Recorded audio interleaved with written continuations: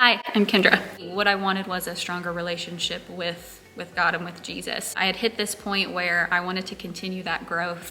I knew that the only way to do that was to read the Bible, and I had tried a couple other methods. I had a student Bible with like check boxes, and that was satisfying for a while. But then I had Sloan, and so that was just not feasible for the time. I tried podcasts, but I didn't like that interrupted my worship time, because when I was doing it as I was driving back and forth to work.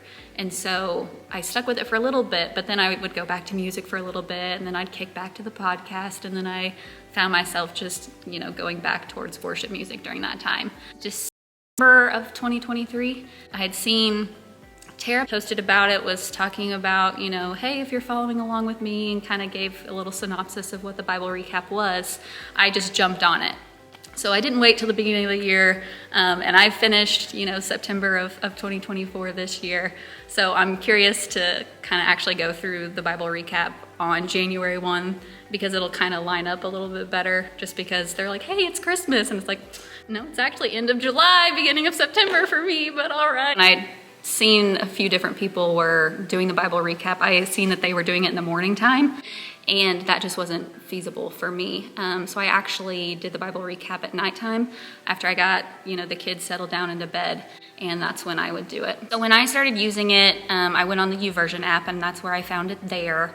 And so I would do the reading on the YouVersion app, and then it didn't have the YouTube link embedded like it does now. And so I would skip over to YouTube after I'd done the reading and found, that day's video, and I would watch it from there.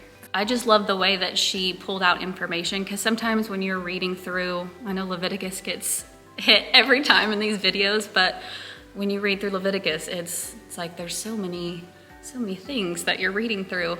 But it was the way that she was able to pull information out of that and be like, this is why they're doing that. And, she pulled out different little nuggets that I just wasn't seeing when I read through it the first time. I've heard, the story of Shadrach, Meshach, and Abednego for a long time. I did not realize it was in Daniel. Obviously, Daniel in the lion's den, you know that that's in the book of Daniel. Had no idea that story, I'd heard that story, just had no idea it was in the book of Daniel. And so Daniel is like my favorite book in the Bible, because it's so action-packed, and it has these great, two of easily the best stories in the Bible. I did it solo. My accountability was seeing that little check mark saying on track, because there were times where, if things were hectic, maybe I didn't get to it that day. And so I would do 2 in a day, because I did not like seeing that I was like a day behind.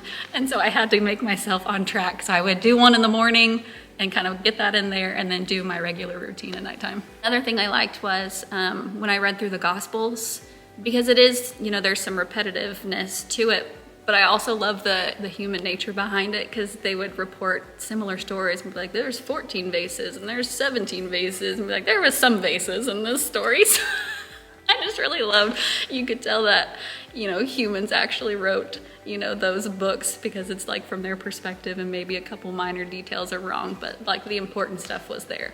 So I kind of liked reading those, back to back to back in chronological order too. I think it's just important to ask the questions, what is it that's keeping you from committing to this? Do you want to see what it looks like? Okay, we can walk through it, and I can show you kind of what it looks like. So just ask those questions that maybe you're afraid to ask. It is definitely my hope that you join us in reading through the Bible recap in 2025.